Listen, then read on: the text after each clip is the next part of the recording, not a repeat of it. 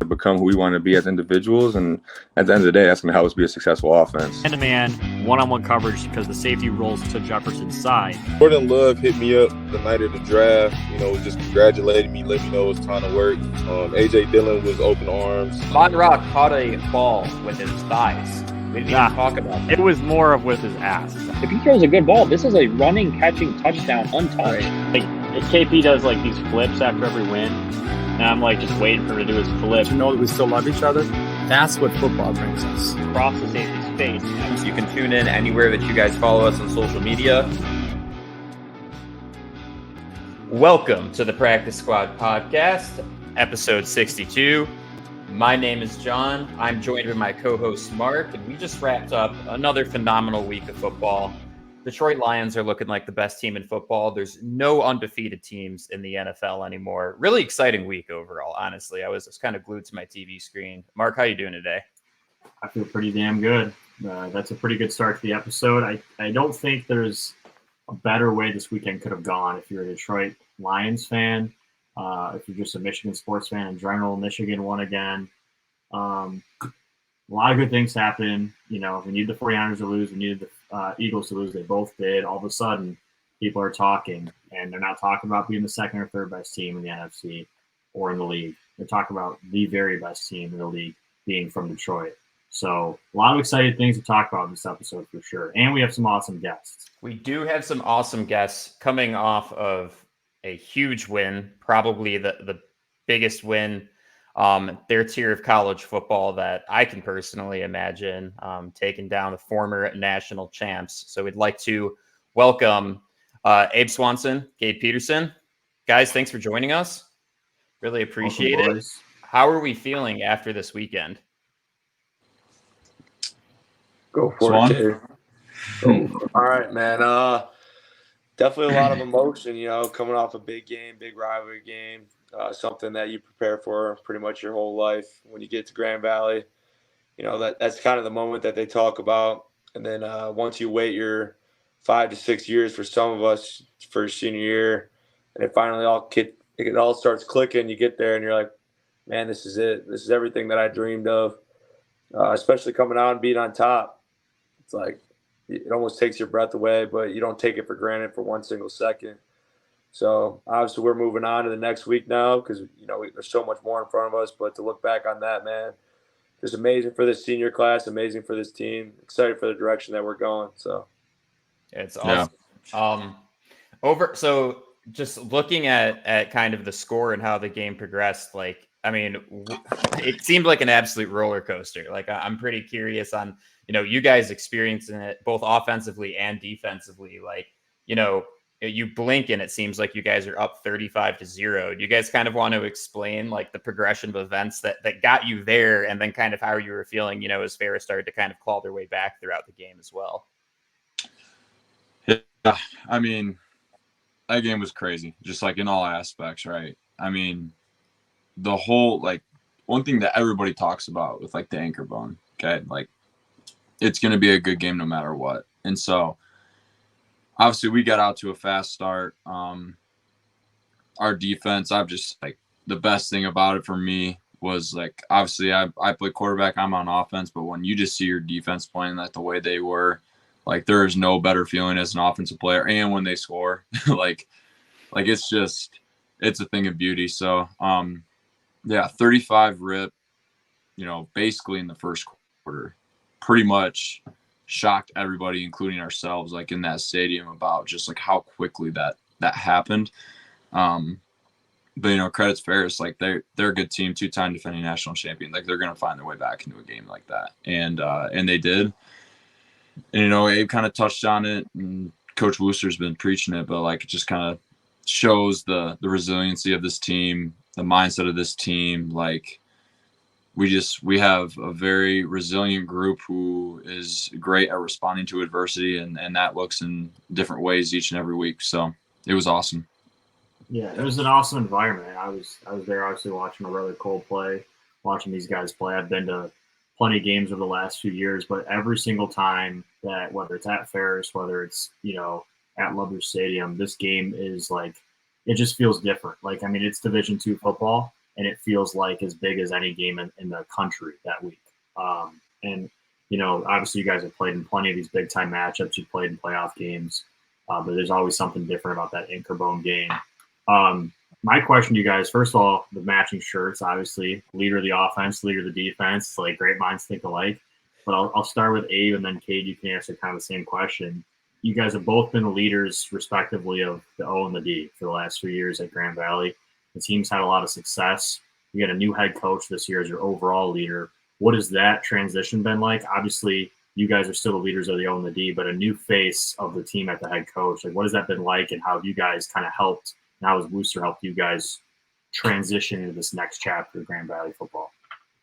Yeah, I'd say for any college program, definitely a tough transition. When you find out that your head guy's leaving, a lot of questions go in the air, a lot of doubts, a lot of hopes, but then you kind of get to the point where as a leader, you kind of have your set mind on who you want to be the next guy, who you'd enjoy taking over. But, there's no 100% guarantees. The athletic administration, they can go any which way route they want. So once you settle in, once we found out that Coach Wooster was the head coach in January, I was talking to all the seniors. I was like, hey, this is exactly where I want to be. Like, we put in all these years together. Like, we're going out strong. Like, this doesn't change anything about this team other than the guy leading it. And, man, when Coach Wooster stepped in, I knew from that very first meeting, like, this is the right fit. This is the right guy. I mean, the voice, the man, like everything about him just represents what GV football is all about. He embodies what it means, like what Grand Valley football is all about. And he just takes it to the next level, man. All of his sayings, everything that he does, it's just someone that you want to follow. And obviously I didn't get much of that because, I wasn't very close with Coach Wooster before. Obviously, him being the offensive line coach, very few interactions, just here and there. Chats, but then once he took over, I could just tell that the way he feels about his players, I mean, that's going to carry on. That's going to levitate him to the very next level, whatever he decides to do. But, man, he is the right guy for this job. So that transition, like once it was all set in stone, very smooth for this class. I give a lot of credit to our leadership, especially Coach Wooster, our assistant coaches. Not a ton of changes here and there on the defense, but we're just rolling, and those guys are bought into what Coach Wooster's all about, what this team's all about. And I think a lot of those values were passed down from Coach Mitchell. So it's not all washed away. It's something that you're used to. It's just different wording, different verbiage. Once you buy into it, it's setting with you for the rest of your life. Yeah. I mean, like, Abe did a pretty good job of explaining it, but like I had a unique experience with it just because, I was around Coach Wooster every single day in practice last year and the year before, right? Being the old line coach. And, it's unique because you don't usually hear about position coaches solely, right? Not coordinators, like jumping to a head coaching position, let alone at a place like Grand Valley, at a quality program that's been around for a while and has continued success. But the second what Abe said, man, like it's just it was weird because it just felt right. Like I remember Abe texting me just kind of back and forth, picking each other's brains about it, just about, you're with a guy who recruited you, took a chance on you at 18 years old, brings you into a program and turns you into a really good football player and a really good leader and a really good man. And then he makes a decision that benefits himself and credit to Coach Mitch. It's awesome that he's there. And then you're kind of like, all right, what do we do now? Like, what do we expect? Are they going to bring somebody else? What kind of, like, you're so used to certain things that happen on a day-to-day, schedules, meetings, how practice is structured. It's just like a lot of stuff that people don't really think about.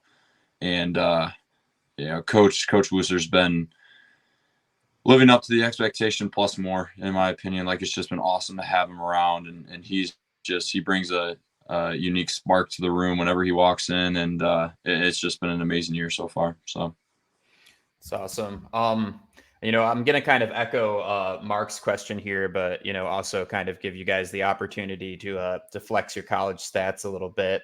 You guys have been in the program for a long time. Obviously, you guys have done some incredible things while you're there. Along with the coaching transition, like what role has, senior leadership played on this team? You guys being there for so long. I'm sure a lot of people look up to you. And, when it comes to just setting the tone in practice and winning, the game that you guys won this past weekend, like what role do you feel like that's, played, you guys being there the past 5 years and being able to get it done this year? Yeah, I'll steal this one at first, just because I feel like Abe and we've talked about this before. It's unique because like we've kind of been in leadership roles for a couple of years now. And, on a football team, there's like kind of two tiers of leadership. There's your leadership, and then there's your seniors and their leadership. And they're two different things, and they kind of mesh, they kind of don't. But, it's been awesome because as a younger leader on the team, you kind of have the best of both worlds. You are playing and playing for the seniors and respecting them and trying to do everything you can to have them have a successful last season, but also you're still making decisions and impacting the team as a whole while not being, the senior, the guy that's been there the longest. And so this year it's just been awesome to be able to have this class that we've been together for 5-6 years now, have that full I don't want to say control because that's not the right word, but that full role of just being able to have everything that we want this season to be, being able to have the biggest impact that we possibly can. So yeah, I'd say like since we've been on the leadership team for numerous years now, when you're a leader at like 20, 21, I'd say your voice doesn't travel as far as you think it does. There's some guys that may not listen to you, may not believe what you're saying just because, you're young, but you're put in that position because of the respect from others, the respect from your coaches. But when you get to, be our age, you're in that senior leadership role, I'd say your voice carries to almost the whole team. I know when Cade talks, I know everyone, ears are locked in, eyes are locked in. When I talk, ears are locked in, eyes are locked in. And through my time, we had to jump in that role. We had to jump in that role quite early. So like it was kind of taken away. I couldn't really look up to some of those senior leaders. I would listen to what they're saying and then I'd have my own opinion. But I knew it was on me to be a leader at the same time. So like now it's kind of, we're bouncing off each other. And I would say that this leadership team, it's not so much back and forth. It's not like, hey, the offense needs to do this. Hey, the defense needs to do that. Like, no, we know exactly what we're put here to do. Like if I handle what I need to do on defense, I don't have to worry about anything the offense is doing. I don't have to worry about anything the special teams is doing. Like if I just handle my job, my Mike linebacker job to the best of ability, and then I get guys juiced up, I create good energy. It carries a long way. And when I mentioned like the voice traveling, there's a lot of young guys that you see fail out of college programs, either grades, maybe they lose their love for the sport, but just like this team, like these young guys are so bought into like what Grand Valley is all about. And I give a huge credit to Cade and the rest of the senior class. There's a lot of testimonies in this class. Like, hey, I was ready to toss those cleats up. Okay. I was ready to throw it all away, go work an office job, go do other things, maybe go get a different degree. But like this senior class, they just stuck around.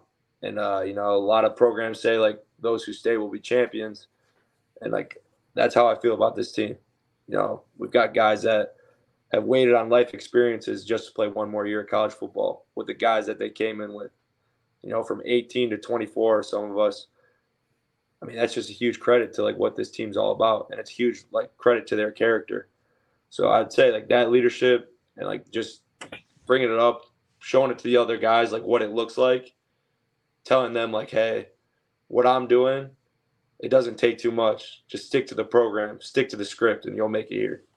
Yeah. I would also say like, and another thing that too is awesome about this class is that there are a lot of guys who may not be captains on a week-to-week basis or may not have the largest voice, but that just do like an incredible job.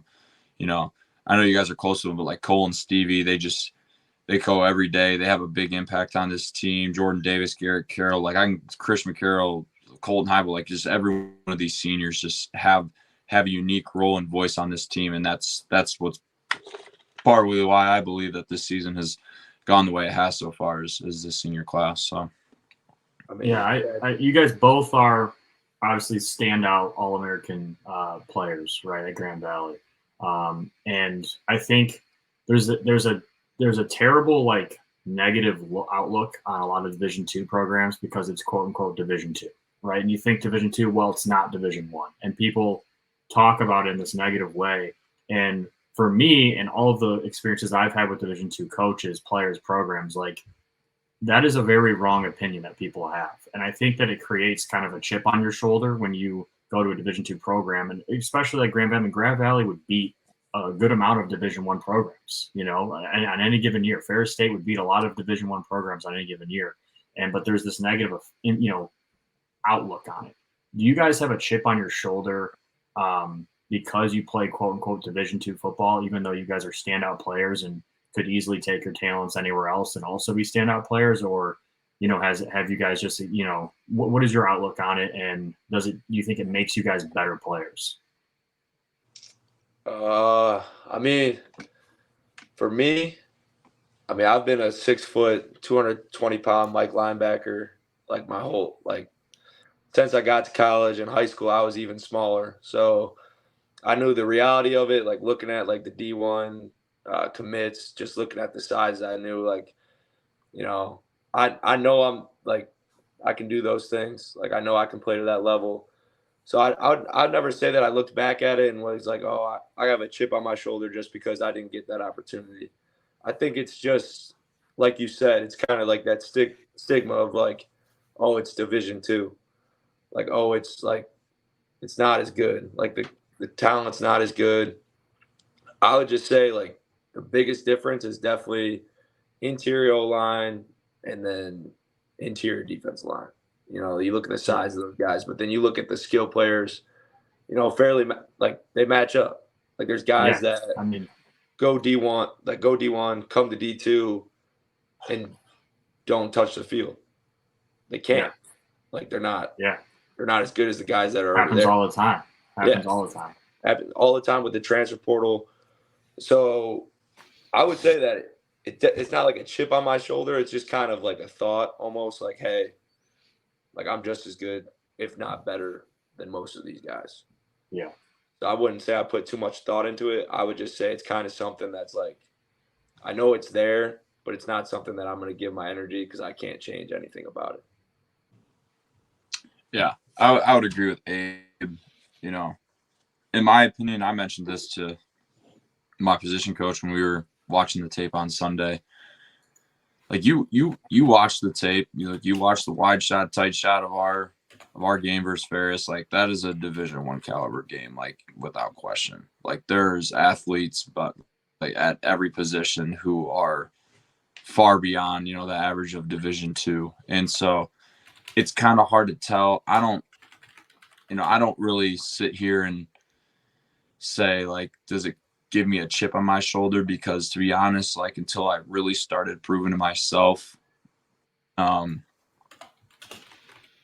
how success like made me view like how I can play the game, and did I never thought, you know, like, oh, I should be a D1 quarterback or like whatever the case was. Like there are sometimes, like I can make a joke if I'm watching ball on a Saturday or something. It's kind of like who the hell is this guy? Like what? Like, but that's all kind of just, you know, fun and games. So, not necessarily a chip, a thought maybe, but definitely don't spend energy in focusing on it. I whenever I hear people talk about it, I said, dude, just go to a game, go to one big time Division II game, and then see if your opinion changes. Because most of the people that say that stuff have never been to a game, have never seen guys like you play, and that stigma just continues on because they've never seen what it really is. There's some high-level players and some high-level competition at the Division II level, and I hate that stigma is out there. And I think that it doesn't. I don't think Division II football gets enough attention, to be honest with you. Well, it's widespread too. Like there's a lot of variance in Division II, very similar to Division I, and so there's, you know, you look at some schools in Division III that would just wax the bottom half of Division II, and vice versa, going up and down. Like that's the thing that's hard, man. That's why like recruiting is so important for coaches, is because like really talented programs of Division II are going to constantly battle the D1 stigma. Same thing as Division III. And then, vice versa, a Division I school who may not have as much success is going to consistently try to prove why somebody, and I'm sure Abe had this, I had this, like why somebody should go to a Division I school who's going to go 500, 4-6, whatever the case is, instead of go 10-1, 11-0 in a D2. Like it's just, that's the unique part of football, in my opinion. Yeah. To kind of follow up with that, there's a lot more opportunities for football players in general, no matter what level you're playing, to make money nowadays versus probably even when you guys, started college and started your athletic careers. So with that, like, is there anything that kind of goes on the D2 level NIL wise, and also have conversations kind of, maybe come up about, semi-professional as well, right? Because now with XFL, USFL, there's a lot more opportunities for guys to continue to play ball after their college careers are over. I'm just kind of curious, like, if there's been, conversations about that, or, how the landscape kind of looks now versus maybe, 4 or 5 years ago when none of that was the case. I'll say this real quick about the NIL thing. Abe is your guy because I swear to God, every restaurant we go to within 10 miles of Allendale, this dude isn't paying for it. And I'm sitting here cashing a check, paying for my pizza or my grinder or whatever the case is. And this dude's just quick little post on the Instagram, tag him up. Okay, so Abe milks it. Got it. Okay. Abe's got the NIL image, man. He's got the eye in NIL for sure. No, it's I'd say it's definitely not as widespread as like Division I. That's just like one thing. So like obviously, some of those D1 guys got 20+ K followers on Instagram. I got about 2K. So just staying like local. I signed with an agency, Net Sports Management, that handles my NIL stuff. So they've done a tremendous job of reaching out to local businesses and kind of getting contracts going. Definitely a lot more than what I expected goes into NIL. I thought it was kind of like quick pro code, this for that. It's definitely a lot more than that. But everything has to be followed up with the school. Definitely a lot of regulations. I definitely wasn't a big fan of it at the start of it because I was like, dude, like some of these guys are getting paid more in college than they will like for the rest of their lives. Like even some of their college contracts are going to be bigger than their NFL contracts. No wonder they're staying at schools a little bit longer. But for me, I just think like if you have the opportunity, you might as well just like reap the benefits from it. It's not that hard to promote a local business, get something for it, whether it be like gear, some food. Definitely helps a lot of players at the D2 level because I know, when you have 36 scholarships spread out across 100+ guys, gets a little difficult. You don't have as much money. I know a lot of guys on our team like get side jobs, and it's really hard to work when you're trying to focus on winning championships. Really hard to focus on work when you got school, football, all these things are adding up.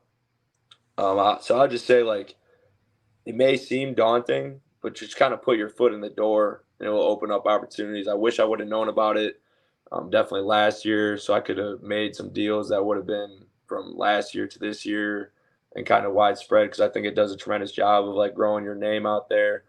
And then like you mentioned, like the next level stuff, with the XFL, that merger with the USFL. I mean, I think football is just growing. I mean, if you look, we got NFL games in Germany, over in London. Like they're trying to make, I personally feel like football, they're trying to make it like worldwide sport. They just put a flag football in the Olympics too. Yeah. Trying to make it a worldwide sport. They're trying to get more people involved. So like those opportunities, and even like the NFL, like the league, like we've got guys from GV that made it to NFL. Like if you can play football, they're going to come and find you. Like you don't got to go, like you don't got to be superhuman. You don't got to go ride pine for 5 years at a D1. Go ball out at D2. Go ball out at D3. There's D3 guys in the NFL.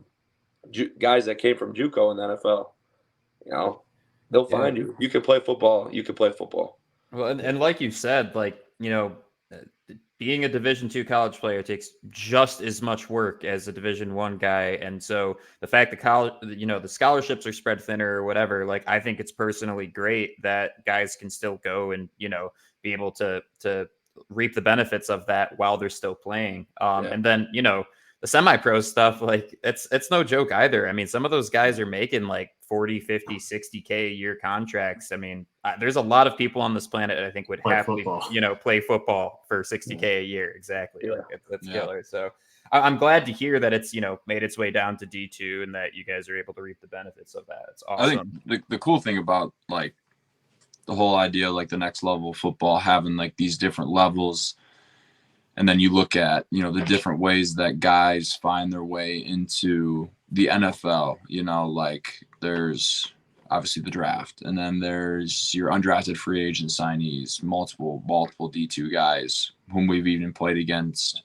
or played with, like, had that opportunity. There's rookie camp invites, and, it all comes down to, at the end of the day, like, you got to go to camp, you got to play well, make the roster, make a practice squad. Like, they don't care.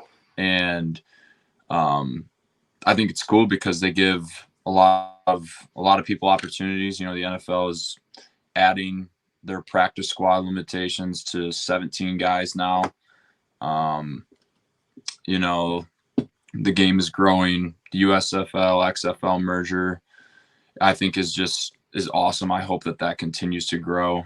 And then obviously, like, there's, like what Abe said, like, if you can play ball, they're going to find you. There's professional coaches, scouts coming to our practices, watching some of the guys, and they're going to find you. But I think it's awesome. So, yeah, Abe, you mentioned during your answer, championships, pursuing championships, and obviously Grand Valley has a culture of pursuing championships. They've won championships. That's what they're about there. When you go there, that's what you're chasing. That's what you're expected to do. You guys have been contenders every year you've been there, and it's just every year you go into it, you think, okay, we got a chance to do something special. And obviously this year it's more of the same conversation. You guys are coming off beating the back-to-back defending champs, and obviously that's got to give the team a little bit of confidence moving forward that you absolutely can do it. What is the is it like an every single day thing you guys are talking about this? You guys just kind of go week by week, like, but obviously that end goal is there and has been there. Is it talked about? Is it you guys talk about it like you're just hanging out with the rest of the teammates? Do coaches mention it? Is there anything like any boards? Any messages written in the locker room like of this end goal of go win the whole damn thing, like, or is it something that's just like a known thing? You don't have to talk about it and just take it a week at a time. I think for us, like the past 3 years, I feel like we've been contenders.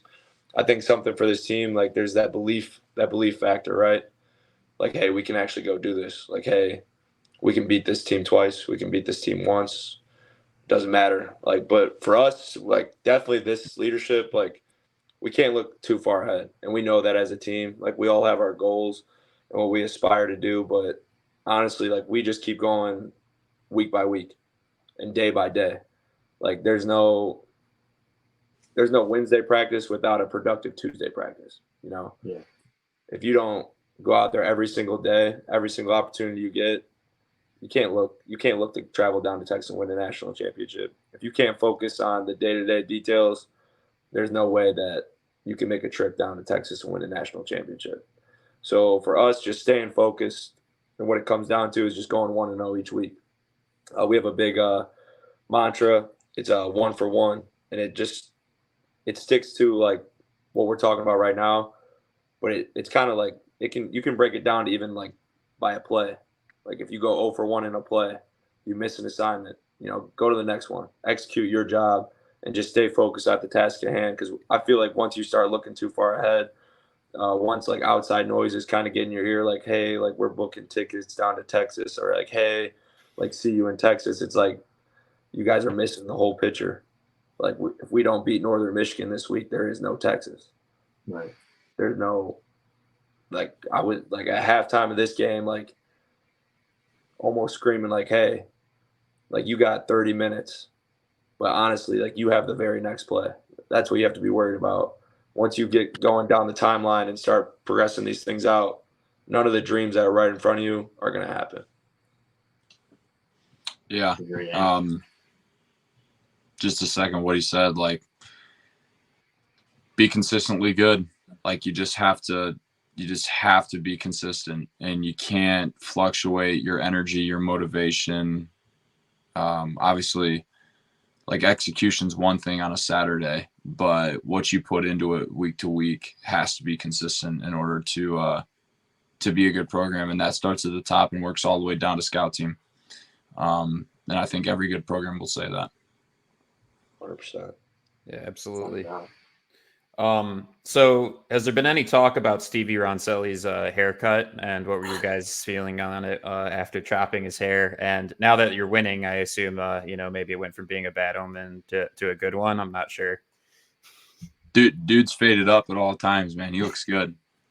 Dude, get that guy a beard lineup and a bald fade. He's all set. Man, I love it. I mean, he was committed to it. He said, I'm going to chop it off for my senior year. I was not expecting a full chop, though. I was not either. Kind of like full chop. I thought he was going to leave some and then be like, okay, I like it. I'm going to keep growing it back, or like, I'm getting rid of it. He went full chop, committed to it. Man, that's like the most handsome man like in the world. Get that dude a fresh haircut. Man, he's got just the style, the swagger. I mean, you look at the way Stevie Roncelli plays the game of football, man. Undersized, like I said, like myself, man, he does not care. Does not care. Man, with that hair, he was scary, but then you see the picture that he posted on Instagram from last game. Yeah. And he's triple like his a size. cold-blooded killer. Yeah. Just so you guys know too, he's been like that ever since Mark and I have known him, which is like elementary school. Like he's always had that mentality. One last thing that I kind of want to chat with you guys about over here. We're primarily an NFL podcast. So Cade, you're from Michigan originally, Abe, Illinois, right? Yep. Okay, so you guys are having very Cade. Oh yeah. Abe does not want to answer this question. Yeah, I was gonna. I'm great fall. Let's talk about our respective professional teams right now. Detroit Lions looking good. Bears are dead. How's been following along with the league, Ben? Man, there we go. Jay go. Come on, right there. Offense, baby. Every Sunday's tough for me, man. We that's the only day that we get to wear like NFL jerseys into our facility, man. But I'm rocking a Bears jersey every Sunday, so I got like about 10, so I rotate them.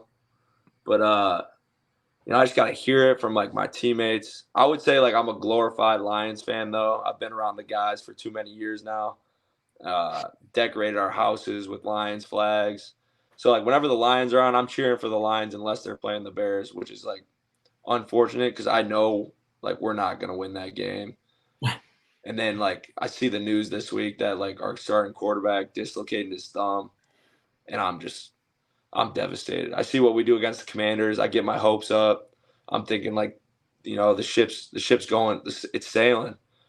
And then, Cannon comes out of nowhere, and it just starts sinking. If the season ended today, Abe, you got the first and second pick. I mean, that's an tank opportunity. For Caleb? Right there. Is that kind of the mentality? Is tank for Caleb? Or are you still not out on field yet? I still want Trubisky. See, that's Mitch. Listen, we've had Bears fans in this weird attachment. Bears fans have attachment with Mitch. Dude. My roommate in college has a Mitch Trubisky jersey. I do he too. Still says we want Mitch. He wants Mitch back. Dude, give me Mitch. But honestly, Mitch is gone. Washed away. Still give me Fields. I think we have a decent amount of weapons. I think there's definitely positions we need to work on. Definitely our O-line and D-line. But, there's a lot of success. I think Justin Fields is just kind of something needs to get going with them. One hell of a player, special talent. I know as soon as he goes somewhere else, like, he's taking over. That's what all Bears players do. I mean, Detroit teams as well. I mean, if you look at, former Detroit Pistons players or former Detroit Red Wings, usually win. Oh my God, Verlander, Scherzer is just the 1-2 right there. I can't get over it. Once they leave you, dude, they become a new player. Like once they get out of Detroit and Chicago, they become a new player. But the only thing for the Lions right now is like players want to go to Detroit because it's so That's a new sick thing. there. It's a wagon. I mean, Cade, you're as a quarterback, like, I mean, you got the Goff jersey, but like as a quarterback and all the experience that you have playing the position at a high level, like, what are you seeing out of Jared Goff? Because I don't think the average football fan realizes how special he's been. I mean, he just like he makes some throws that like look routine because he's not sporadic in the way he throws it like Patrick Mahomes. But you rip a 17-yard field dig over a nickel below a corner before the mic drops in the window versus Tampa 2. Like, that is insane. And he does it like rep after rep. Yeah. Like, people don't understand like how good he is. And the crazy thing is like, yeah, Amon-Ra is good. And Montgomery has really started to show like how talented of a back he is ever since he left Chicago. And so, but they don't have a guy like Tyreek Hill, Justin Jefferson. But man, like they had an incredible draft class. Like, the rookies are just tearing it up. Insane. And I think Laporta is going to be a top 5 tight end. Yeah, that's my dog. Within the next year, if he isn't already now. Like, that's my guy. Yeah. I mean, like you said, they don't really have a lot of superstar players, but they're a gritty team that just, I mean, you can see it when you watch games, and if you watch film of their games, like it comes out at you when you're watching it. Like, guys care. They do the extra things that most professionals don't do. The extra block, the extra cut instead of going down, instead of sliding, instead of running out of bounds, like running somebody over, like sending a message from the first snap to the last snap, like, we're going to physically be better than you and be tougher than you. I didn't even expect it. Like, you were mentioning about Jared Goff earlier. Like, I'm not going to lie, when he first was traded, because I was a huge Stafford guy, like, was cheering for the Rams all year for that year that they won the Super Bowl. Like, I'm sitting here, I'm like, dude, like, we got this guy from Cali. He's been in Cali his whole life. Like, he's going to come to Detroit and, like, be a Lion and just embrace, like, being a Lion. And I'm just like, I could not have been more wrong. And as well as, like, every other guy. I was a Debbie Downer about the Lions for, like, 2 years ago. So was I. I was one of the biggest haters there is. Yeah, and Mark's paying for it. He has to take the ACT because he got their win total wrong. The ACT so yeah, he's stuck with that. But I agree with you. I mean, I think him embracing that Dan Campbell mentality, it kind of shocked everybody. And I think you're right. Like, they don't have an elite maybe skill position or skill core. What they do have is an elite O-line, and I feel like that just makes everything easier and everything better. And Goff's ability to have time, process that information, and obviously setting up play action, it really benefits him as a quarterback and where his skill sets are at. So he's crazy, man. I mean, they're such a good team. Mark, do you have any other questions before we hop off here? No, man. I'm just really appreciative you guys came on, especially after an awesome win, and obviously we're prepping for the next week already, but really appreciate you guys taking the time to kind of break down the game, break down you guys' careers, talk about some other ball stuff. I will say, John, I was a bit worried when you started a Steve Ronselli question with what do you guys think of Steve Ronselli's? And then I was like, dude, where is this question going? Because I was a little bit worried. Then you said haircut. I'm sure you guys got other stories that probably aren't safe for work, so we'll let those stay in the locker room. Yeah, you had me nervous there for a second.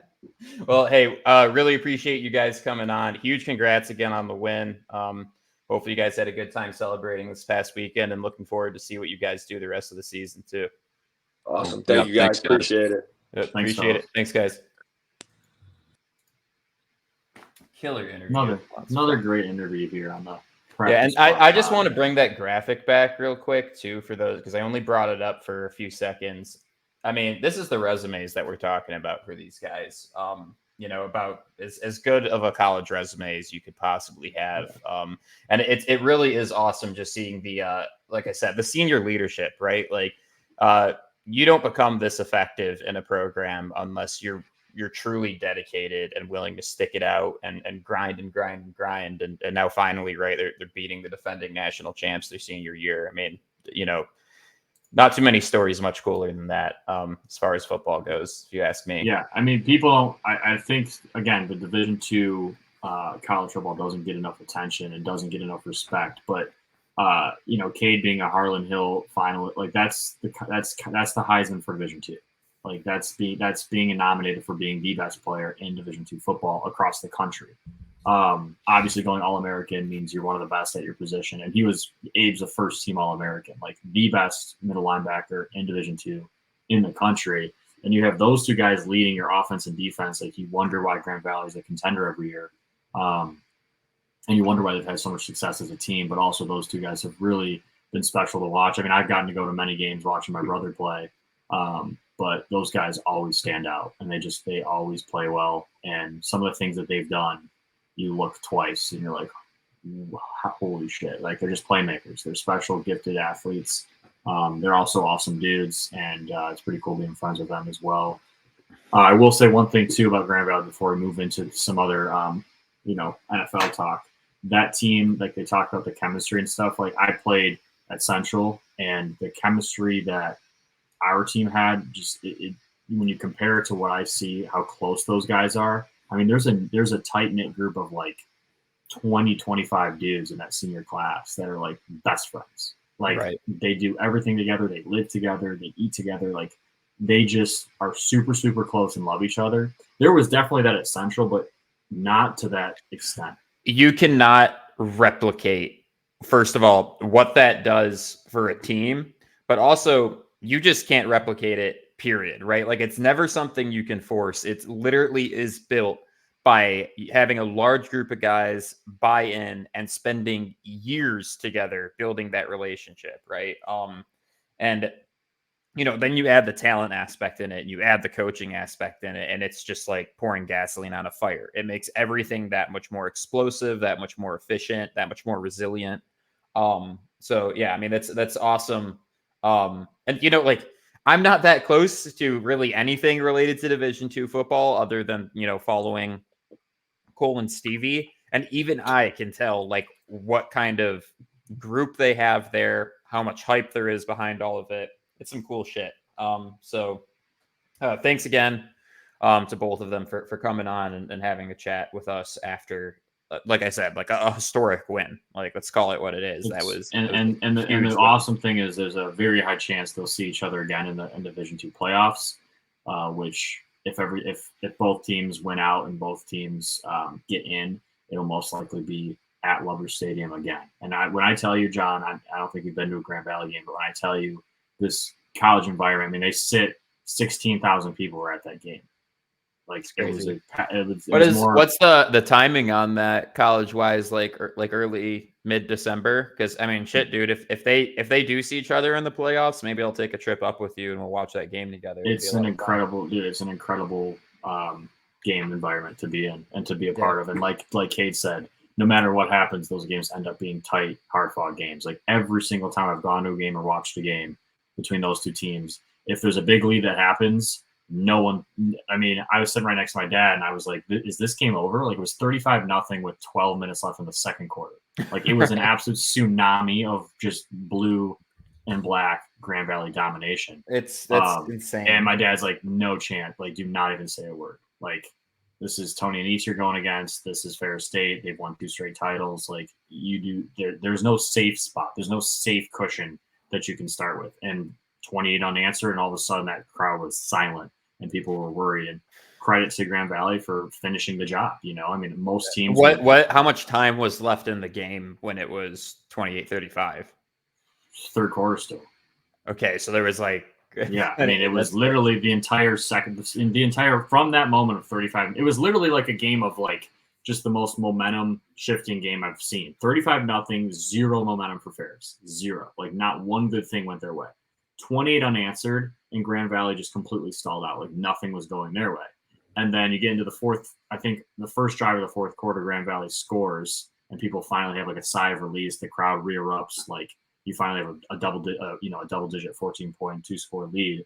And from that point on, it was still kind of close, but like you felt pretty good. But for a good entire 2 quarters of that game, the second and third quarter, you're like, what is happening? I mean, a Right. 35-point comeback would be like up there with one of the best, if not the best comeback in Division II college history. I don't know what is the biggest comeback, but no, that'd be crazy. I mean, so and obviously like legitimate, possibility at that point in the game. So that had to be mind blowing to watch in person for sure. and it's always interesting too for my brother and for me. Like my cousin's the defensive coordinator at Ferris. Cole obviously plays safety for Grand Valley. I know all these Grand Valley guys through Cole and Stevie. I'm close with Tony Anise through just he's a mentor of mine and my dad's in terms of coaching. Like it's always an interesting game. Like I was able to go talk to him after the game and talk to obviously all the Grand Valley guys after the game. It's wish they both. We've had Ferris guys. We've had my cousin on the show. You can see that episode too. So it's like it's tough because you wish both teams could win. You want both these guys to do well, but at the end of the day, only one team can win. So. Yeah, and Ferris has had a good couple of seasons too, so for sure. Obviously, it's probably nice to see Cole on the winning side of it this time around or whatever. After Anise just dominating all of Division II college football the past couple of years. So all right, we ready to hop into some NFL because man, I feel bad that we kind of have to speed past talking about some of these games because holy shit, did we have a week of games this past week. Like I said at the beginning, I know we hopped straight in the interview. I was glued to my TV this past week. Dude, I felt like every wild weekend. Wild too, because of the fact that like they were pretty low scoring overall. Like there wasn't a ton of high scoring games, and yet they were incredibly exciting. Lots of back and forth, lots of crazy stuff going on. So Mark and I will hop right into it here. Starting things off, Thursday night football, Kansas City hosting the Broncos. And I guess shout out to the Broncos defense for keeping it close. That frankly has me a little bit worried about like where Kansas City is at as an offense. But more of the same, man, that the Broncos just did not look good for, every drive except one or two of them, maybe. I do have to, I guess, shout them out for their first drive, which this has kind of been consistent. Their first drive, Russ looks pretty good, and then just like the momentum just fizzles out almost immediately. But that's pretty much all I got for this game. The Chiefs don't look, the Chiefs are talked about as this top team ever seen. They're winning games, but they don't look like the Chiefs. Like they don't look like this downpour of like just an unstoppable offense with an incredible pass rush, creating turnovers on defense. Like it looks like a very average, to above average team in this league. Like they don't stand out, and they've, I don't know. That's what I'm taking. It was funny to see Russell Wilson throw some horrible decision making, some bad interceptions. Just classic. Seeing Sean Payton and them lose is awesome, but I'm not sold on the Chiefs. I don't think that where KC gets bailed out is their defense year over year has improved a lot. Their defense is legitimately very, very good. But I'm completely in the same boat as you where I'm less than impressed with what their offense has been able to accomplish so far this season. That Mahomes doesn't look like the best player in football this year so far. Like if you ask me right now who has looked the best in football, Mahomes is not one of the first names I'm throwing out at this point in the season. Yeah, no, and I think I don't think we sound crazy for saying this. Like I know it might be hearsay to a lot of people, but like just because you were dominant last season and just because you have 2 rings doesn't mean you don't have to go and prove yourself all over again this season, right? That's the beauty of a new season. Yep, it's short memory, man. And look, we're not saying that they can't turn it on week 9 or whatever, and all of a sudden Andy Reid has spent enough time in his mad science laboratory and cooks up a playbook that turns them to this team that can put up 40-50 on any defense again. Like that's totally possible. We're just saying we haven't seen it yet, and it's something to keep an eye on because their schedule is one of the tougher ones in the league. So it's something you have to be cognizant of moving forward here. Ravens at Titans. Dude, I don't know what to make of the Titans, and I feel like the Ravens are just incredible defensively. They're favorited against the Lions next week for those that don't know, because it's at Baltimore. Their defense is super legit. And, I think offensively they're playing better too. Another London game. And look, I know 24-16 is the score, but Baltimore looked in control basically this entire game. Yeah, the score is closer than this game was. The Titans' offense stinks. Tannehill goes down with an injury. God knows what that quarterback situation is going to be in Tennessee. Levis? Can't be Willis. I don't know. Malik didn't look good. No, he sure didn't. That's just a bad situation to be in. I'll say this though, John, my takeaway from this game, I'm not afraid of Baltimore. I'm not they're winning football games. They have a good record. Lamar is completing balls at a higher percentage. And that offense does look a little bit more advanced in the passing game, which is benefiting him greatly. But I'm not in any way intimidated or scared or feel like they're a threat. In the AFC, I don't feel like they're a threat against the Lions this week. I'm not. They don't scare me at all. Well, I'm happy to hear that. And after how we just played Tampa, which we'll get to, I'm kind of in the same boat. I'm feeling pretty good about that. But at the same time, it's the NFL. Anything can happen. You can't have that mentality. And frankly, this is the only game I think left on the rest of our schedule that I'm worried about. Maybe the Chargers. Maybe. But when we go to the Chargers, it becomes a home game. That's just the facts. Right. And I'm not worried home or away. I just think they're one of the better teams, frankly. But I think we're going to sweep our division at this point. I'd be surprised if we didn't. So, you're adding another 6 wins in there. We're already an 11-win team. If you think that that's the case, seriously, are we legitimately having conversations about 14-3, 15-2 for the Lions? Because shit, I think that's more realistic than people are giving it credit for. Moving on to San Fran at the Browns. I think Brock Purdy looked incredibly out of his element, missing his weapons, which is what people were concerned about. Now, at the same time, I think people need to put that into context. The Browns have probably objectively the best defense in the league. They for sure have the best front seven in the league.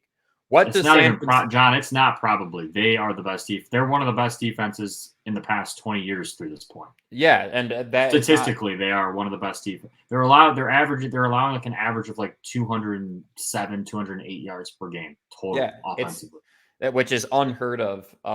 And okay, where does Brock Purdy thrive? Right, in the same system as any other quarterback that has thrived in San Francisco since Kyle Shanahan has been there. Play action, right? If you can take away San Francisco's ability to kind of run play action, right? Take away their run game a little bit, it levels the playing field a good bit. They had no run game to be seen, and then CMC and Debo get hurt. And then, man, perfect storm, right? The Browns probably have the hardest stadium to kick in too. It's right next to a body of water. It has swirling winds. It's not an easy spot to kick in. Moody missing 2 field goals sucks. He was beside himself after the game. I feel bad for him.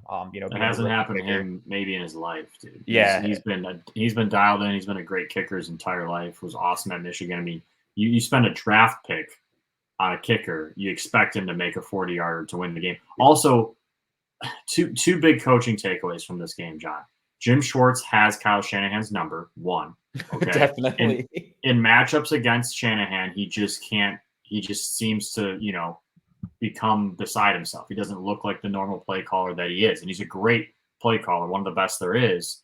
But when he plays against this guy's defense, every single time, there's some weird issues with it. I think it's just the different packages he shows. Obviously, his ability to commit to stop the run, taking away the play action threat, making it really difficult for these quarterbacks. But also Kyle Shanahan at the end of this game with one of the dumber, I don't know if you saw exactly how they got to a 40-yard field goal, but there was still a good amount of time left on the clock. Mm-hmm. And they chose to run it down without trying to get more yards or, just call safe plays. Instead, they're just no, we're not going to risk anything. We're just going to kick the field goal now. They could have made it a 30-yarder or maybe go down and score. I don't know. You have one of the best offenses in football. you start to play scared on what needs to be a game-winning drive, you're already admitting defeat right then and there. So, and I agree. I got really that entire second half. They kept panning the camera over to Shanahan, and he just looked like he was, like, I don't know, trying to solve a math problem or something like that. Like he couldn't seem to get it figured out. He looked confused and he looked not himself. So also again, another all-time bad take from me. Off the practice squad pod Twitter, there was a brawl between these two teams, between Debo. Trent Williams came out of nowhere and cheap shotted somebody. And I tweeted, Debo, anytime touchdown score, and the 49ers to cover. And within the first quarter, Debo goes out with a shoulder injury. Trent Williams left that game with an injury and got smoked by Myles Garrett. McCaffrey wasn't even a part of it, but he got hurt, and then obviously the Browns win the game. So did you see CJ Gardner-Johnson chirping at Debo after too? Yeah, on Twitter, they're going at it pretty good. I love that this league has this there's some competitive trash talk every single week. We love it. It's entertaining. But all time, like anytime I see stuff like that, I automatically think, okay, now that when players have extra motivation, I want to bet on them. Right. And in this case, I bet on the wrong horse. I bet on the other team. Debo probably was the one starting shit, and Trent Williams, of course, seems to always be in these altercations during these games, and he always seems to cheap shot people when he doesn't need to. He's 3 times the size of anybody else.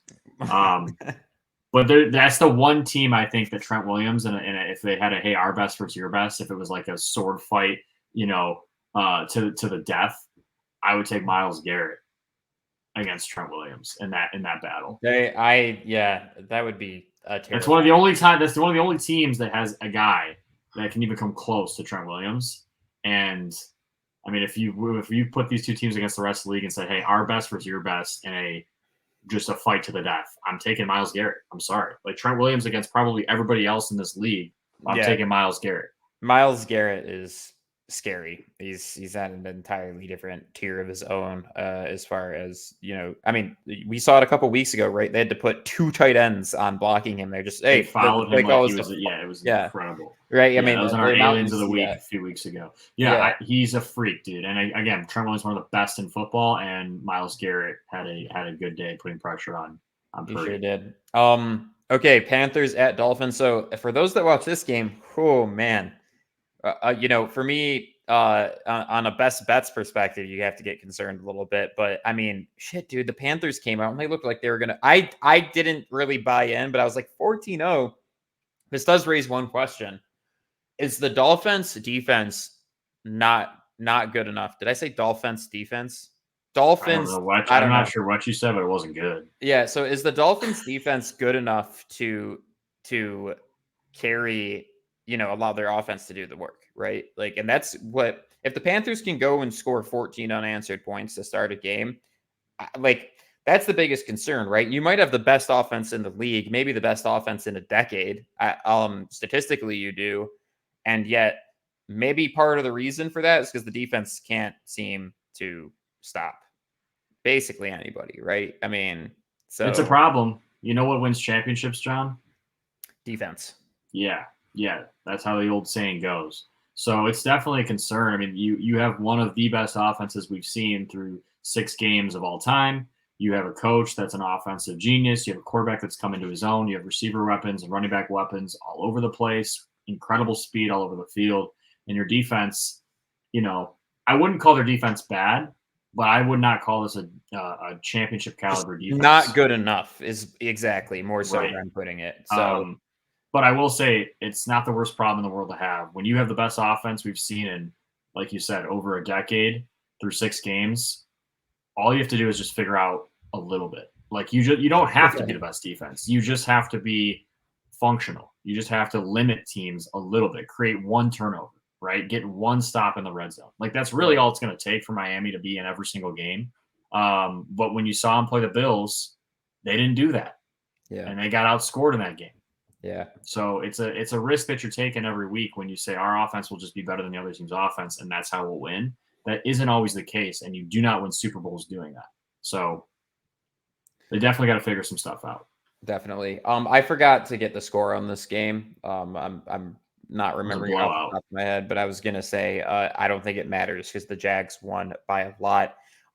Our get money Gardner Minshew takes did good. not age very well. I think he threw 3 interceptions. Not good. Yeah, bad. We have to also, remember Anthony Richardson out for the year. So I'm going to chalk us up for 1 point practice squad pod, 0 points Anthony Richardson. He had a good rookie showing. I wouldn't say 58% completion percentage. Yeah, 2 injuries. And how many games did he play in? 3. 4 games. 3 games 3 he played injuries. in. So 2 injuries. 3 injuries. 3 rushing touchdowns. Oh, 3 injuries in 4 games, right? Yeah. Couple rushing touchdowns, couple impressive throws, some interceptions, and like you said, a very bad completion percentage. So at this point, I would say practice squad pod gets the point. We'll find out next year what happens. But I'd say he's a bust up at this point. Yeah, and look, you get to die on that hill at least for another year. I will ride on that opinion. I was about to say we had a lot of Colts fans posting receipts. I'm like, it's a touch early to start posting receipts. What's the Colts? I'm cashing in my year 1 receipt. He's not playing for you, right? And an injury, you can say, oh, well, he's injured. That goes into part of the argument. If he can't stay healthy as a quarterback, is that worth a fourth overall pick investment? I don't really think so. And that was part of the concern. You cannot blame the offensive line along with the turnovers. No, you can't blame the O-line. The O-line wasn't bad. A lot of times he got hurt just because he was running the ball. That's not sustainable in the NFL. We do not see quarterbacks do that for a very long time typically.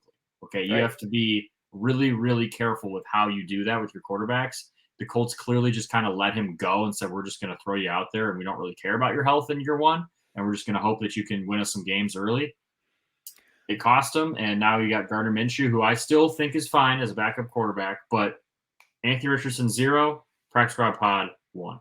We have to remember that Colts at Duval is always bad luck for the Colts. They do not win games there. I think it's been like 7 or 8 years, something crazy. They do not win games at Jacksonville.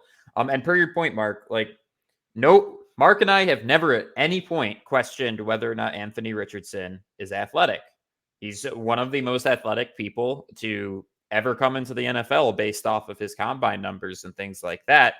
What our statement has always been is just because he's an athletic freak doesn't mean he's built to play quarterback in the NFL.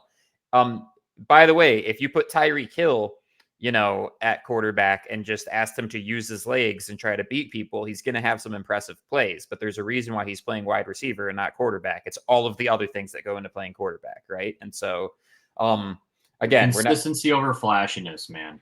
You know, the best quarterbacks in this league, if you look through week 6, are the most consistent. You want to talk Jared Goff. You want to talk Tua, okay? No one's talking about Josh Allen being the best quarterback in this league right now because he's been inconsistent. Mahomes has been inconsistent. Okay, Trevor Lawrence has been inconsistent. Burrow, inconsistent. Jalen Hurts, inconsistent. All these guys that have gotten paid and that are always on this pedestal of quarterback play, okay, those guys have not been consistent. Those aren't the guys we're talking about at quarterback. We're talking about Tua. We're talking about Goff so far through the season. And we were talking about Brock Purdy as well before this past week. But we're still talking about Brock Purdy. We're still talking about Brock Purdy. He'll be just fine. Consistency is the key. Yep. Okay. Tank Bowl of this past week, Vikings at Bears. Vikings barely walk away with a win. I'll be honest, I didn't watch this game for probably obvious reasons. My only reason to is that an NFC North showdown. You're such an arrogant Lions ass, dude. I'm not. No, the Lions have been good for freaking a month, and you're acting like you're like above watching the Vikings and Bears. I'll make this point any day of the week. All NFL fans are exactly the same, right? Green Bay, for all of their years and success, has tried to act like they're the mature, fans. Oh, we all love each other. It's all good.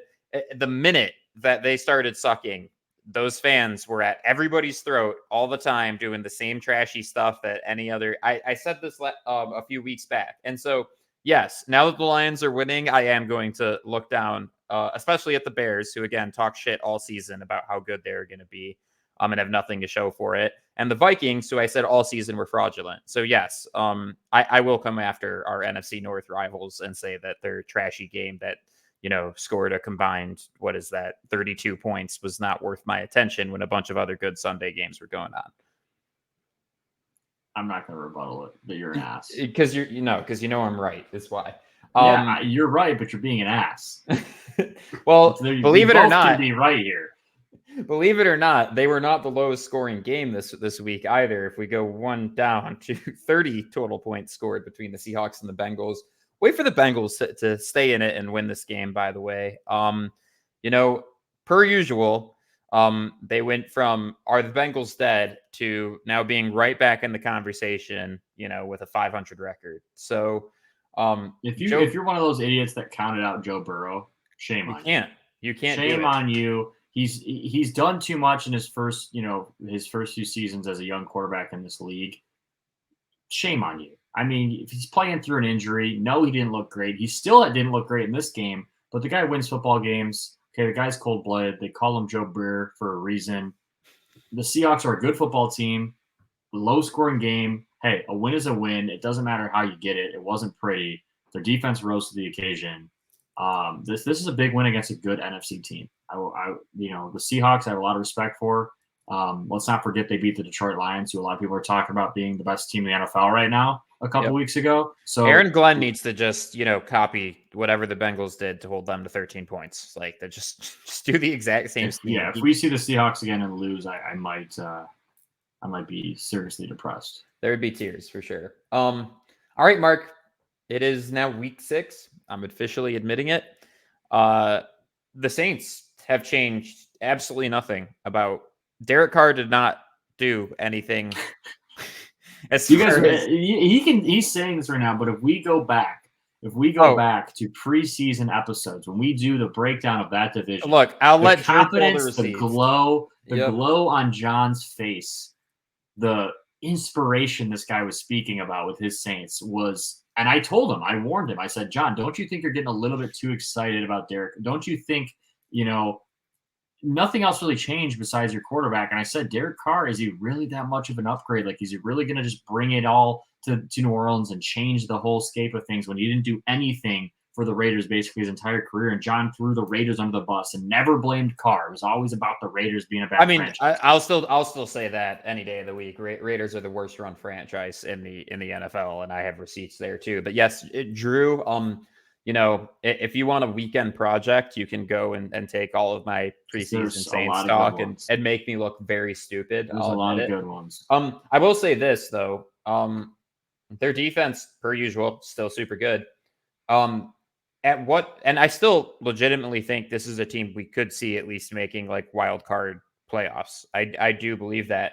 Now, I think that is contingent on at what point you rip off the Carmichael Band-Aid and just say this dude cannot call an offense to save his life. I really don't understand what we're waiting for here at this point.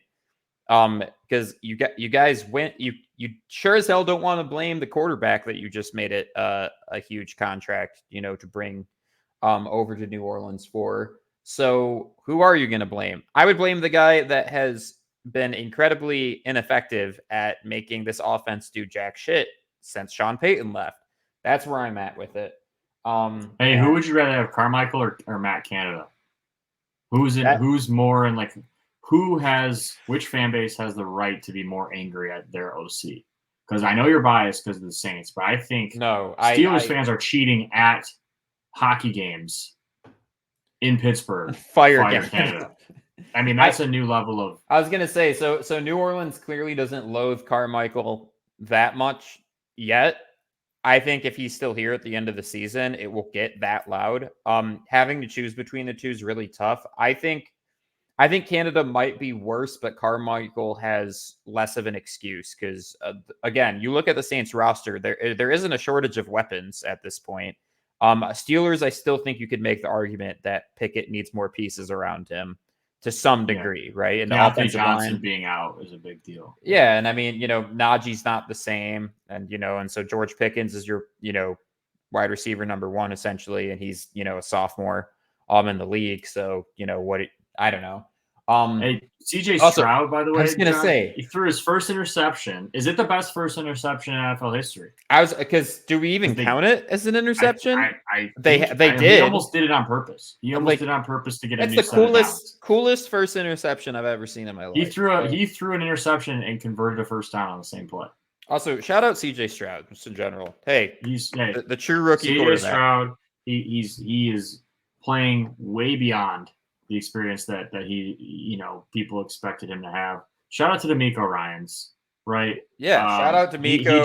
He dropped his testicles on the table on draft night and said, "I'm going to go get the first and I'm going to go get my guys. I'm going to go get my quarterback. I'm going to go get the best defensive player in my mind." And he's cashing in, man. The Texans are competing for a playoff spot coming out of that division. And I mean, if you're a Texans fan, I'd love to have a Texans fan on, or maybe we can try to get Troy back on the show for a bye week or something like that. I mean, shit, dude, you can't ask for a better, rookie head coach, rookie quarterback, rookie edge rusher season right now. Like, this is awesome. I would be super stoked if I were them, because here's the thing. This is the foundation.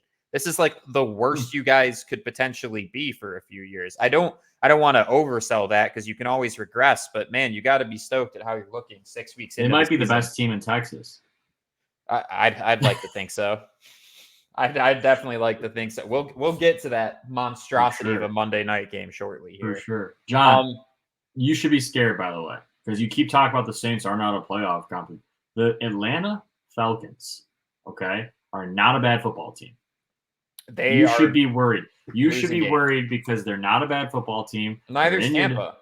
Neither's Tampa. And I wouldn't be so sure talking about the Saints, playing in a bad division they're just going to sleepwalk their way into the playoffs and then get rocked by the first team that they play. I don't think that's the case. I don't know if the Saints are the favorite to win this division anymore. Yeah, I don't know.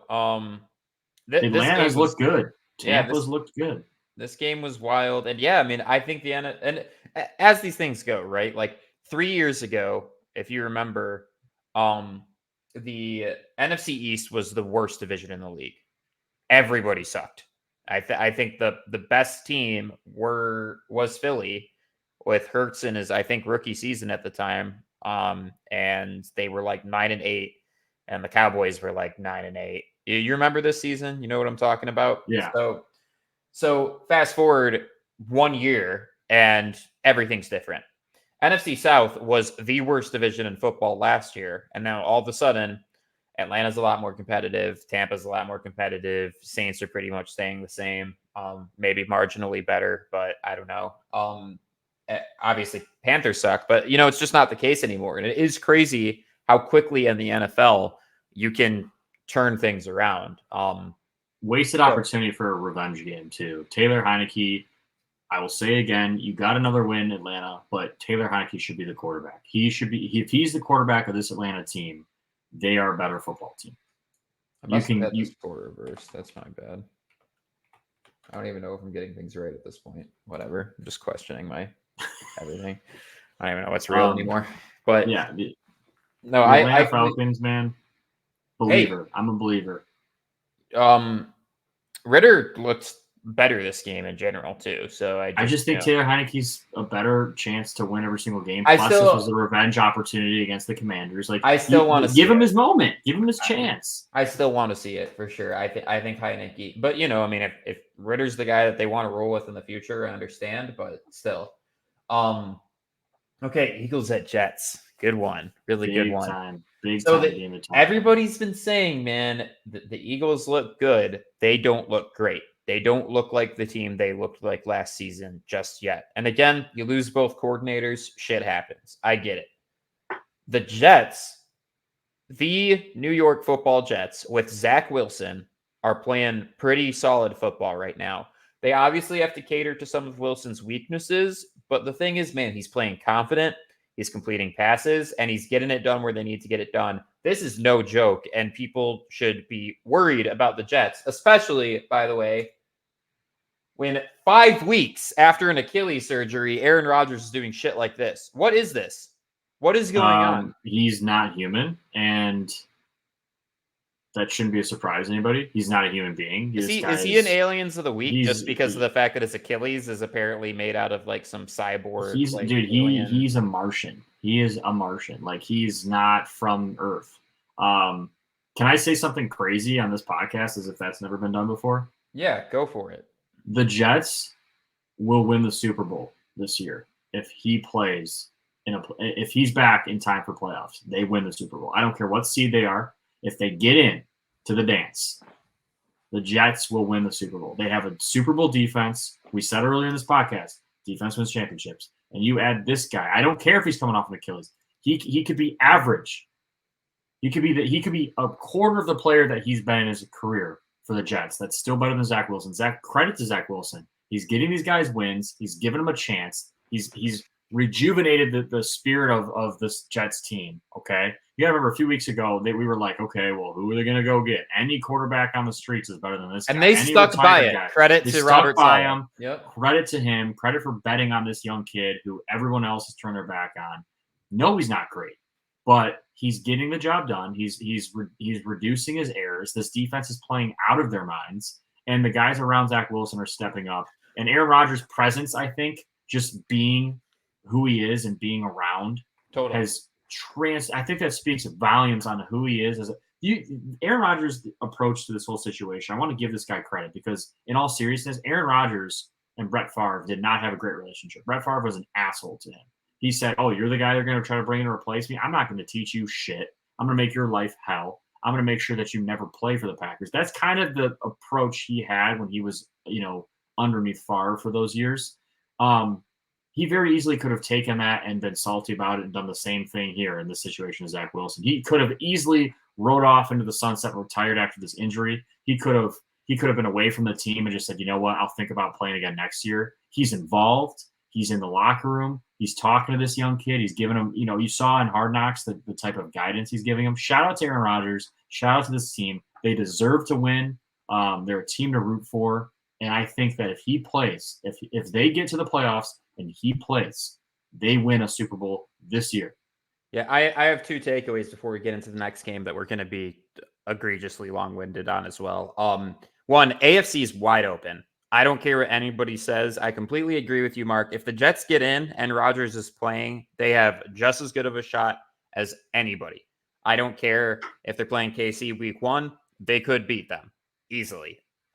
So with that defense, I mean, let's not forget, by the way, that both Reed and Sauce were out this game, and they still came up with interceptions. Quinnen Williams out there getting an interception. Shout out. The Eagles are one of the best offense in football. Exactly, and they made them look 14 silly. Points. They made them look silly. So yeah, and also my second takeaway. I've been saying this for years now. I'm so tired of the Aaron Rodgers villain arc, and I am happy that this is media. I'm saying he's not on a villain arc. The media portrays him as if. And this is Lions fans that are saying this, by the way. I am so happy he's had the opportunity to go somewhere else, and Hard Knocks came in and all that, and people could actually see what type of dude this guy is. He's a leader. He's good to everybody around him. He's incredibly patient. He treated Jordan Love really well when he was there, and despite the fact that he was at odds with the management, all that stuff there in Green Bay in his final years. And he comes here and he's a leader. And I think his mentality as a competitor is very Brady-like. And yet if you listen to what the sports media has to say, Rodgers and Brady are polar opposite people other than being good at football, right? That's what the media would have you to believe. I think the way that he carries himself and his leadership is just the same as Tom Brady. I mean, look how he's attacking this recovery. I mean, it's crazy. He's just a different breed. He's a different type of person. There's very few of those guys that have ever existed. It's a very, very crazy mentality to tear your Achilles week 1 and tell yourself, no, I'll be back by the playoffs. And obviously something's going on. He's throwing the freaking football 5 weeks after surgery. Walking around. It's incredible. All right. Lions at Tampa. Man, Mark and I said going to this game, this is a great test for the Lions, right? Great test. And then, you have Montgomery go down. Your secondary is a little beat up. You're still missing Brian Branch. You have neither of your starting guards playing again, right? The Lions, after 3 years, have had one singular game where their entire starting offensive line was in for the game, and that was against KC. This team blocked out all that noise, didn't give a shit about the injuries, and made Tampa Bay look horrible. Baker looked the worst that he has all season. They made an elite defense look pretty silly on a couple plays. I think Goff manipulated the shit out of their linebackers and corners when the opportunities presented themselves. It has me feeling legitimately, especially after the San Fran game, feeling like we can beat anybody. And beat anybody regardless of injuries, regardless of whatever odds are against our them. best can be anyone's best. That's the thought. This Our is best my can be favorite anyone's play best. of the season so far. I mean, that Craig Took Reynolds out two block, guys with one block. If there's one play to describe what the Detroit Lions are, you have your third string running back playing in a game that he didn't expect to play a lot in because Montgomery was he was the workhorse. He's going to get 90% of your snaps. He goes down. So you have your third string running back in. I'm 3rd and 13 in a tie game. Clock's ticking, going down to the end of the half. Most teams are just like, hey, let's throw something safe and kick a field goal. The Detroit Lions throw an option choice route to Amon-Ra, your best player. He runs a great route. He makes a play. Instead of trying to, get tackled at 5, he tries to make something crazy happen. He gets an awesome throw block here from Craig Reynolds. Just absolutely takes out 2 guys. Unselfish as shit. Gritty as shit.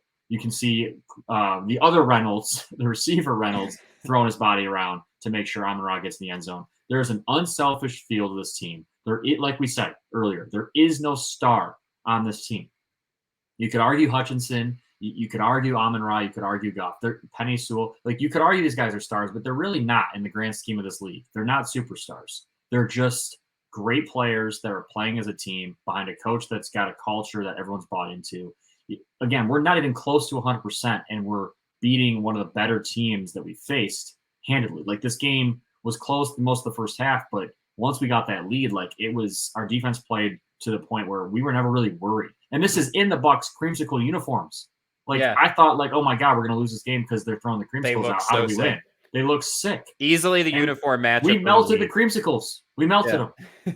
And probably stupid to wear those in Tampa, but, First of all, you stole the words from my mouth, Mark. I couldn't have said it better. Everything about this play just screams Detroit Lions football, all the way up to the celebration. I mean, literally, he gets in the end zone. He just chucks the football. Just F you. Like, we're better than you. Like, I love everything about this play. Like you said, Craig Reynolds, 3rd string guy, just playing super unselfish football. You got to love it as a Lions fan. I mean, this is the stuff of dreams. Like, to go into someone else's territory, play a team that's really dang good and make them look silly.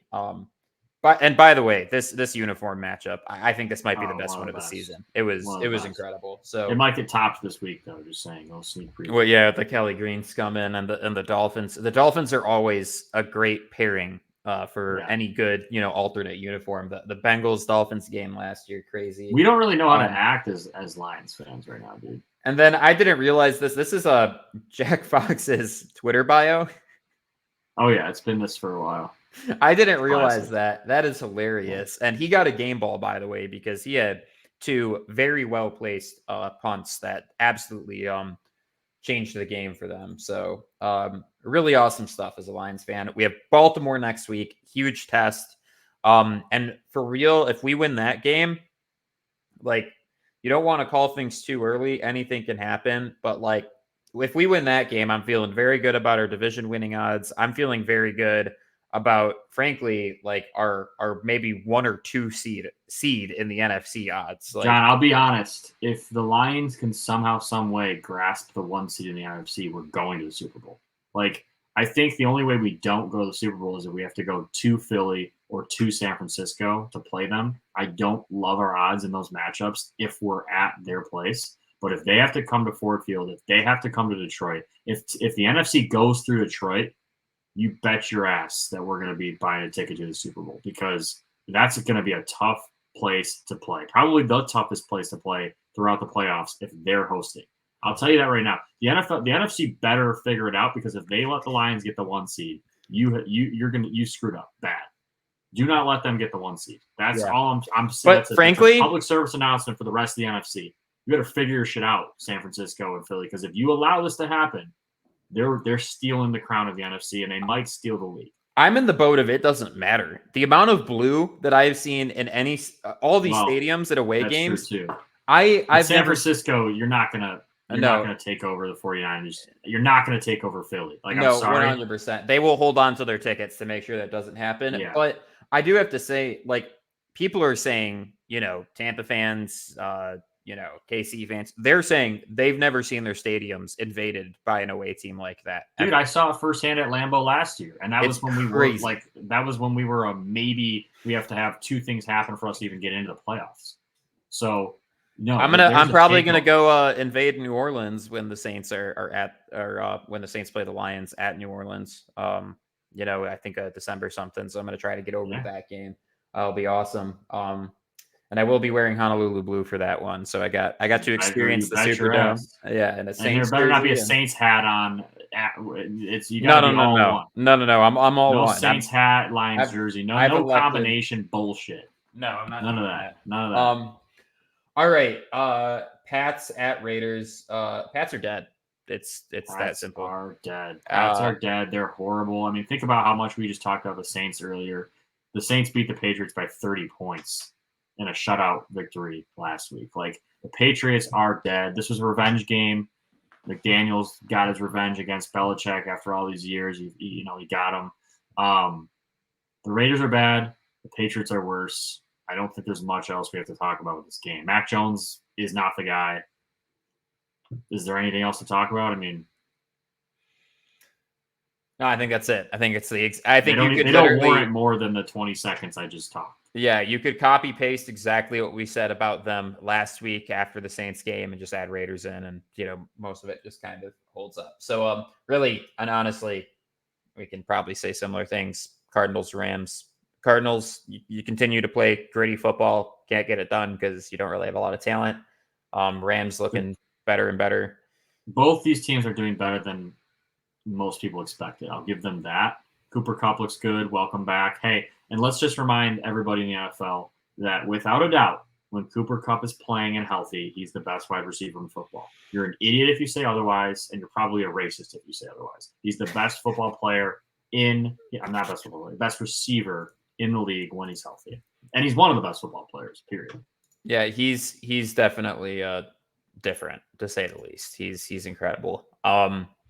Giants at Bills, and Mark, I think the word inconsistent is getting a lot louder across, the rest of the sports media. And I know I was being the bad guy saying that Josh Allen sometimes looks like. I still don't like when you do it. I still don't like when you slander. I get it. But the Giants might be one of the worst teams in the league, and they looked like for pretty much this entire game they had a legitimate shot to win it, and not pretty much. They did. And very 1 yard away.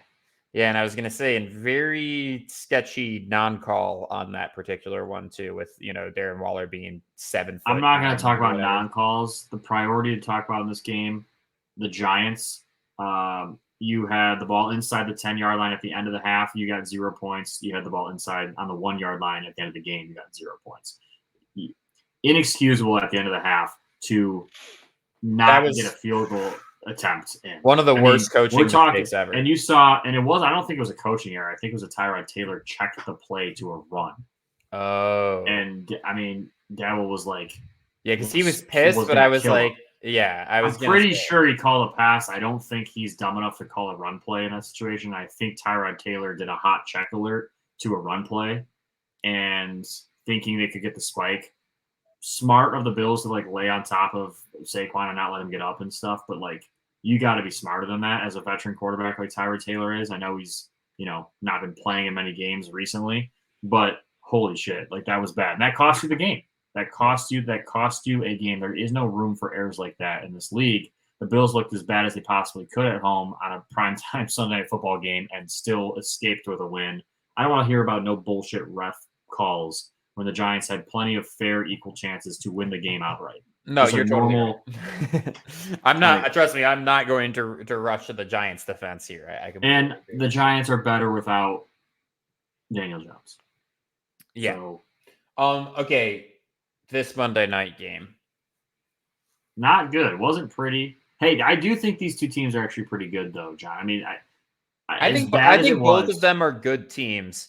I think the fact the Chargers didn't walk away with a win is crazy. I think it's another testament to Brandon Staley's ineptitude some way or another, like straight a up. little bit. Yeah. I mean, Kellen Um, Moore, I think, is the one. 4th and inches, you throw a sprint out pass. Like, not a fan of that at all. Not a fan of that in the red zone. I mean, Kellen Moore and going against Mike McCarthy, obviously former, alliance there, and definitely some pride, being fought over in that game. And Mike McCarthy got the last laugh here. But the Chargers, I'm not going to write the Chargers off, and I'm not going to write Dallas off. I think these are two good teams. They battled it out. We saw low-scoring games throughout the league. I think defenses. This trend happens. I don't know if you've noticed in college and NFL. Offenses come out hot. Right? It's not usually week 1. It's a little bit shaky, a little slow. But offenses through like weeks 2 through 5 show their cards, show new things. All the tricks are out of the bag. Right? Everything happens. And then defenses get it on film. They see how other teams play it. They fix stuff. And then these scores start to get smaller and smaller. And then there's going to be a pickup of scoring pretty soon when offenses start to tweak and adapt to what defenses are doing. And it kind of has this up and down thing. Yeah, so I think you're right. Yeah, this game. Also, I am happy that the most common takeaway with this game is that Chargers fan just going absolutely nuts in the stands. I don't know if you've been seeing any of the stuff about that. It just kind of the stories that make you smile. I mean, I've never seen somebody so passionate. And we need more football fans like that, especially at the professional level. We love passionate football fans, man. There's nothing better. Plenty to be passionate about. And honestly, Dallas fans took over the stadium, like per usual. Chargers home game did not feel like a home game, and that has been a huge problem for them. And I do want to pivot to this quickly, just to kind of give everybody a snapshot of where we're at. So you take a look at the NFC. Philly currently leads the division at 5-1. Dallas right behind them, 4-2. Washington at 500. Giants stink. Detroit comfortably at 5-1. Green Bay 3.5 game lead, right? It's crazy. Yeah. Can't remember any time in my lifetime that was ever the case. Tampa leads the NFC South at 3-2. Atlanta, New Orleans, both at 3-3. Carolina, I guess, figuring out what they want to do with their. Oh wait, they don't have that draft pick. Chicago does. My bad. NFC West, San Francisco sits at 5-1. Seahawks, Seahawks and Rams right in it. Arizona still figuring stuff out. AFC East at the top sits the Miami Dolphins. Right behind them are the Buffalo Bills, and right behind them are the New York Jets, who are playing surprisingly good football given their circumstances. AFC North sits the Baltimore Ravens, Pittsburgh, Cleveland, Cincinnati, all right behind them. As Mark and I predicted, this division is a bloodbath, and anybody's to win at this point in time.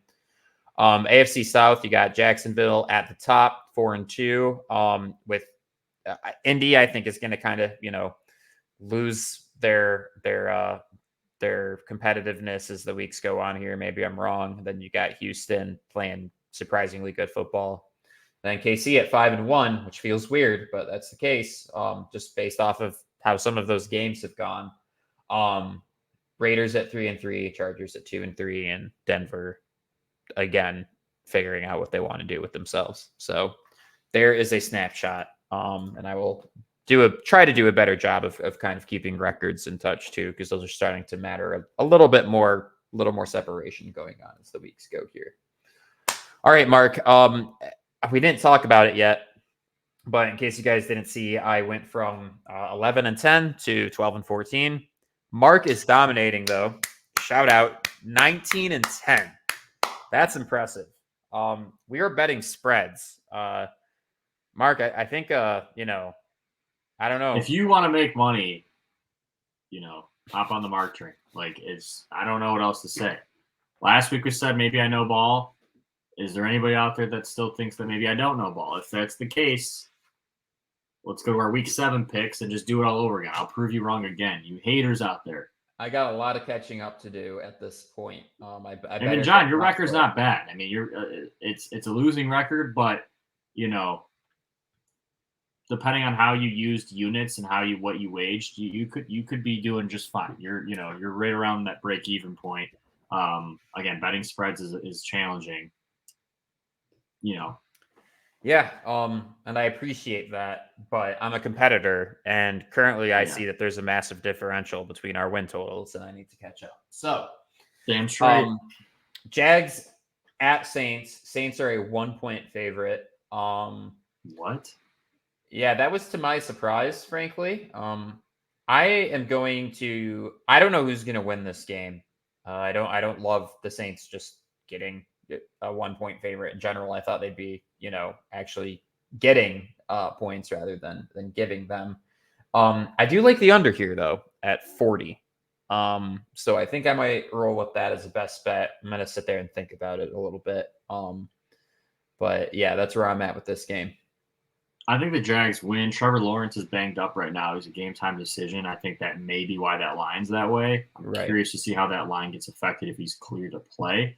But I don't like fishy lines, and this is a really fishy line. I'm gonna take the Jags to win, but I normally would put that in my best bets, but honestly, this is gonna sound weird, but if the Jags were, let's say, 2.5-point favorites, I'd be putting that in my best bets right now. Yeah. But because they're underdogs, something's throwing me off about it. Trevor Lawrence is gonna play. I mean, come on, what are we talking about here? And they're gonna win the game. It's something fishy, man. I don't like it. I'm not putting in my best bets. Yeah. Browns at Colts, on the other hand, though, I think this one might have to go in my best bets.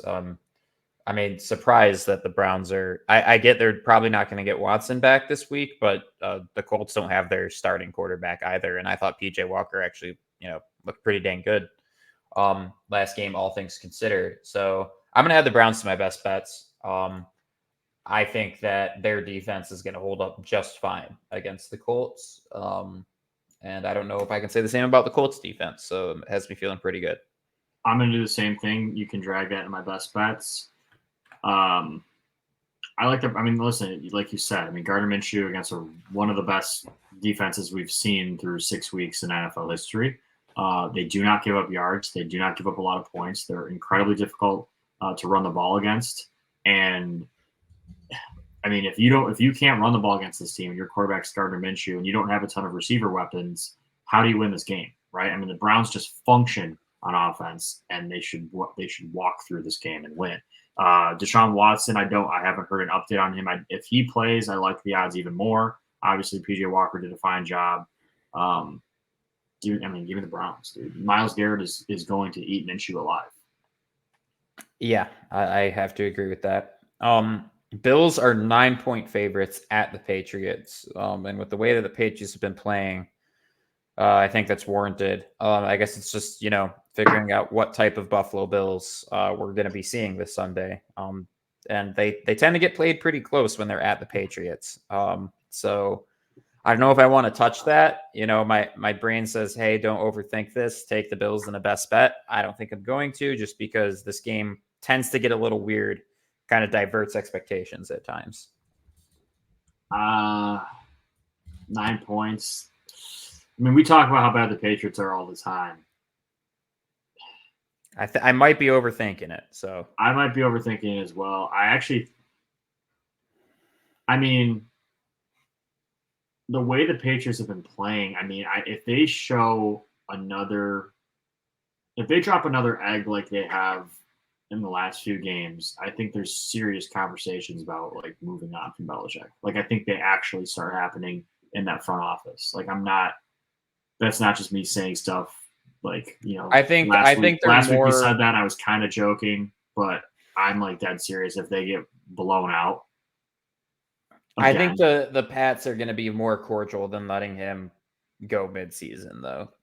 I think at the very least, this will be an end of season firing. Even though I agree with you that if he was any other coach with any other resume, it's bad, dude. Yeah. They look dysfunctional. With all that being said, I actually think I'm not going to put this in my best bets, but I think the Patriots cover 9 in some crazy defensive. They make a few defensive plays. They confuse Josh Allen a little bit. That's kind of where I'm at.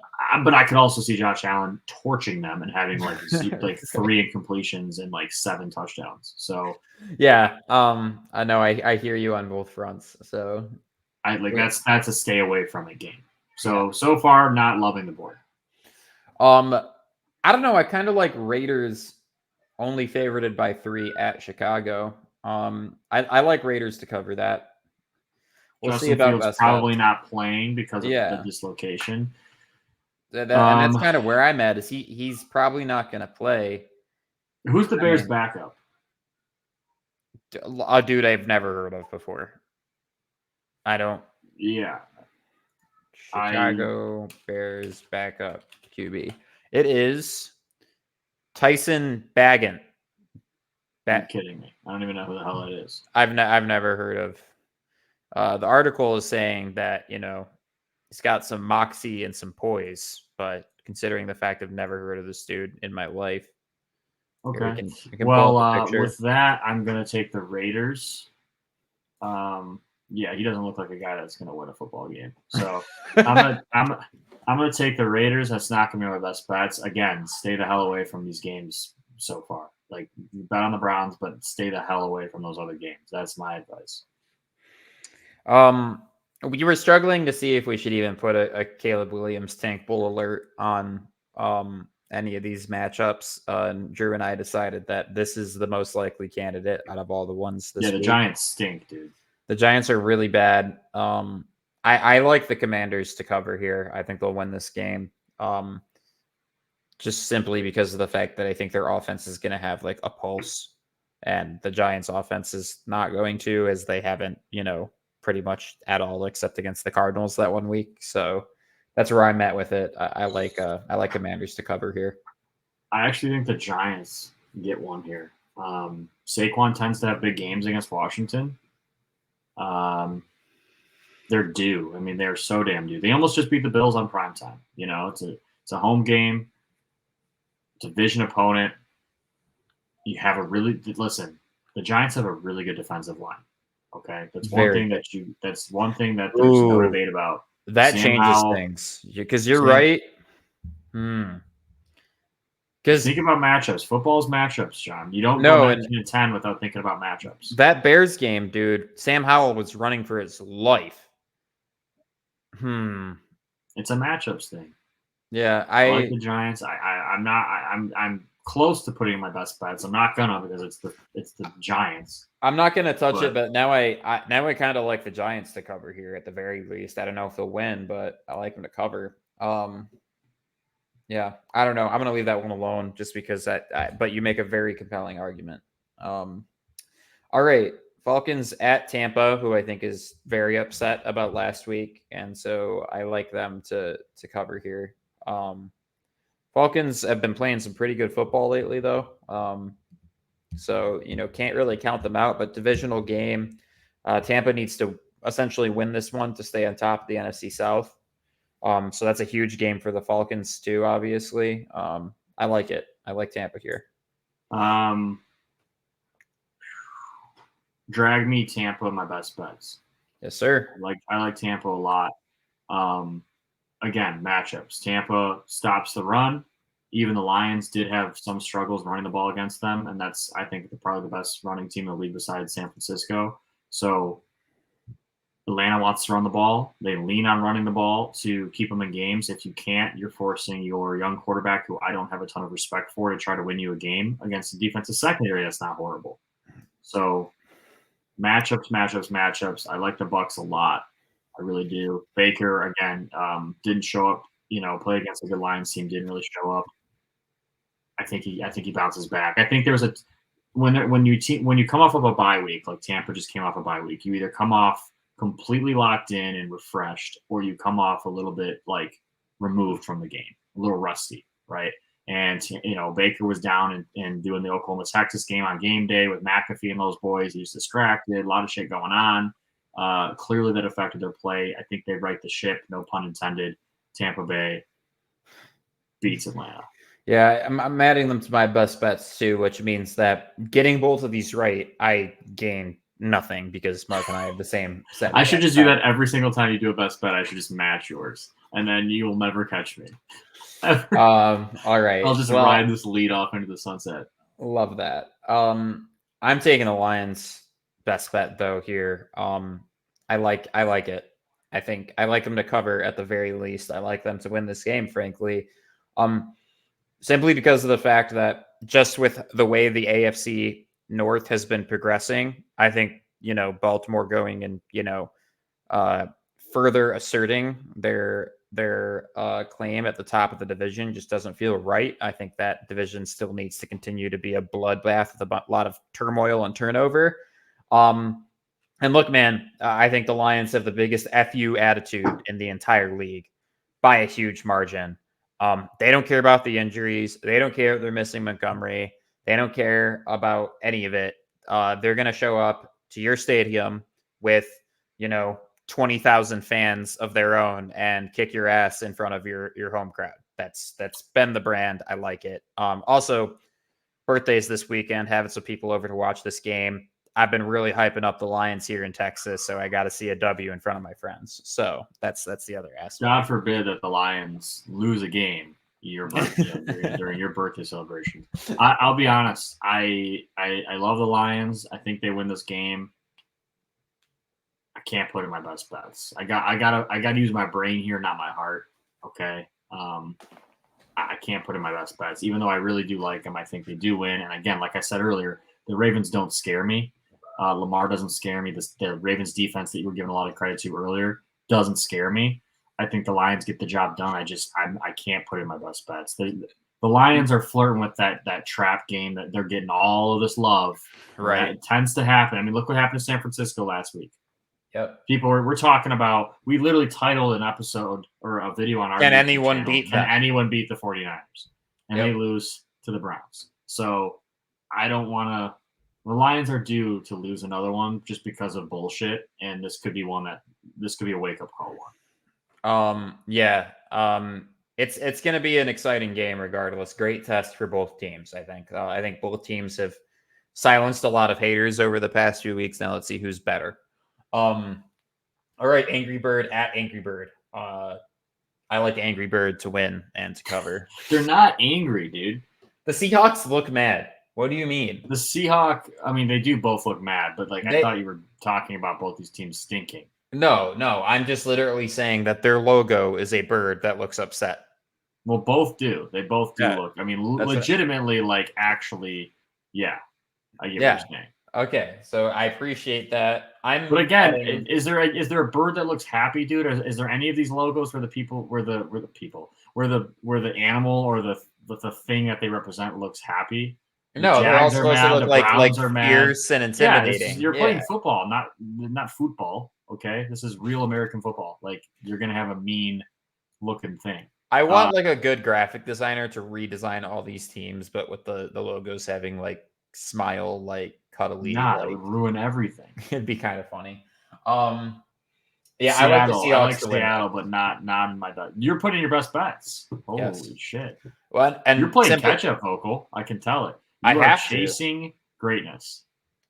First of all, I have to level the. First of all, this is 0-0, so really, I've added 2 bets to potentially get an edge on you, which I'm not even going to come close to catching up there. But the reason I like this game, divisional game at the Hawks, but they also just lost to the Bengals. And so I think that they need to bounce back here. They're going to be locked in, and the Cardinals are a good team to kind of assert your will on lately, especially divisionally speaking, right? I mean, all 3 of these divisional games, the Cardinals have not fared super well so far. So yeah, that's kind of my logic behind it. So not just me in full panic mode. I do have a reason for it. Steelers at Rams. This is one I'm not touching. I feel like both of these teams have kind of at least gotten a little bit above what expectations were for the season. Yeah, I don't know. I'd say I'd like the Rams to win and cover, but it's not going to my best bets. Yeah, I mean, both these teams, major question marks. Matthew Stafford against a defense that can turn the ball over. You know what that usually leads to. Give me the under in this game. Give me the under in this game. I think that I think the Steelers cover the 3, but I can't put that in a best bet. I do like the 43.5 under. Both these teams have okay defenses. The Steelers defense, actually is up there with one of the best in the league. Like I said, Stafford's going to turn the ball over. Kenny Pickett has a tendency to turn the ball over. Both these defenses stop the run pretty well. I can't see this game being much higher than 43.5. No, I think you're right. Green Bay at Denver. another game I'm not touching, mostly because I think this is one that Denver can win. But what does it say in the ticker? Exactly. Never, ever, ever bet on the Denver Broncos. I learned that the hard way. You bet on the Broncos, you get a 70 burger put on your face. I'm not ever doing that again. So I'm not touching this game because I don't trust the Packers either. I do think they get Aaron Jones back, and maybe that helps out. If the Broncos lose this game, they might not win a game.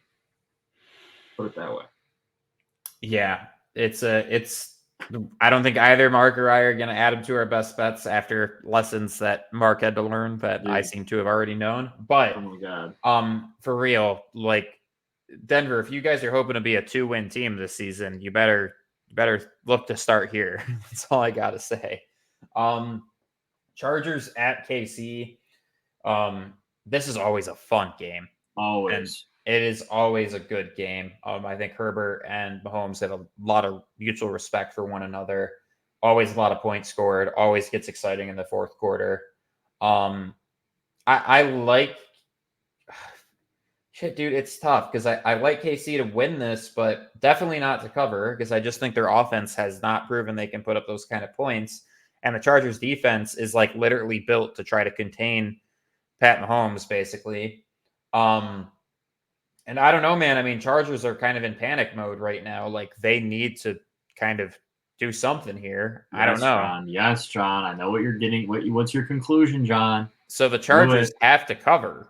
Yes. They have to cover. Best bet. Cover the Chargers. I think the Chargers win outright. I like that. Must-win game. Must-win game. If you want to sprinkle a little money line for the bonus cash, go ahead and do it on the Chargers. But yeah, they'll cover 5.5. They'll cover at Arrowhead. No problem. No problem. Justin Herbert goes there. He's got broken ribs. He's dropping dimes. You guys remember this game last year at Arrowhead? It was crazy. It was a crazy game. Mahomes does not look like Mahomes. Herbert has looked better than Mahomes, I think, overall this year. He's made more impressive plays. The Chargers are in must-win mode. They have to win this game to get back to have a chance. You can't lose this game. I mean, you cannot lose this game if you're and listen, the distractions that's going on in Kansas City, they're due to lose one. The Taylor Swift effect is going to cost them at least one game, all right? Because the Lions one doesn't count. That wasn't like public news yet. So, yeah, they're due. They're due to lose one. I think they're just due based off of how they've been playing the past, 5 weeks. That too. And distractions, dude. Kelsey is over in New York, loving the clout that he's getting, hanging out watching his brother lose to the Jets. Like, there's too many distractions, man. Too many distractions. This is a Chargers team that's hungry, and I think this is the one that I think they get this one. I really do. All right, this is a Sunday night football matchup if I've ever seen one. We got the Miami Dolphins and the Eagles. Uniform matchup of the week. That's why you're seeing the uniforms next to them. You got to put Chargers. By the way, John, you got to put it in my best bets too. Chargers cover. Damn it, dude! I'm trying to catch up here. All right. I'm not touching the spread personally, just because I think the Eagles showed some weakness there. I'm surprised that they're favorites, honestly, just because I love this matchup. Oh, it's gonna be sick. It is gonna be a lot of fun. Kelly Green versus that Aqua. Oh my God, dude. That's a. I think Drew confirmed that's what they're running for it too. So they're wearing the Aqua ones, or they're wearing all white. I figured they'd wear all white. Let me see. If they wear orange, if they wear orange jerseys, I'll literally it's the best. I don't know if they've announced it yet. So either way, I don't think it matters what the Dolphins come out in. It's gonna look sick. Because the Dolphins have all cool uniforms. If they ever bring the orange back, I might put them as my Super Bowl pick. If they wear orange, oh my God, they'll score 80 or 100 even. And then finally we got. Sorry, I didn't even. I think the Eagles.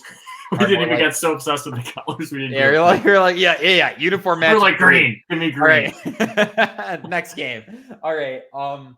I like the Eagles to potentially cover. Actually, no, I don't. I don't like the Eagles to cover here. I don't know what the outcome of this game is. I don't like them to cover. Can we bet on the uniforms? Like, what the hell are we doing? Yeah, exactly. I'm taking a huge over on this looking sick. Period. Yeah, looking sick. That's a good How about bet. you, Mark? Who's winning this game? I think the Eagles. I think the Eagles bounce back. They're coming off. Hey, hungry dogs run faster. You come off of a loss to a team you thought you were going to win. Miami comes off another win. They got to go play at Philly against a good pass rush. You know, that's not Tua's best thing. A team that can stop the run. I'm going to take the Eagles, but I don't love it. Yeah, I think this game truly can go either way. And also it's going to be high scoring. Like I'm almost compelled to just take the over, but I'm not going to. San Fran at Vikings. San Fran is a 7-point favorite. If they're a 6-point favorite, they'd be in my best bets because it's a full touchdown. I have to think about this because it's not 7.5. It really depends on the injury status of Debo and CMC, which I haven't. You're overthinking, John. You're overthinking this, buddy.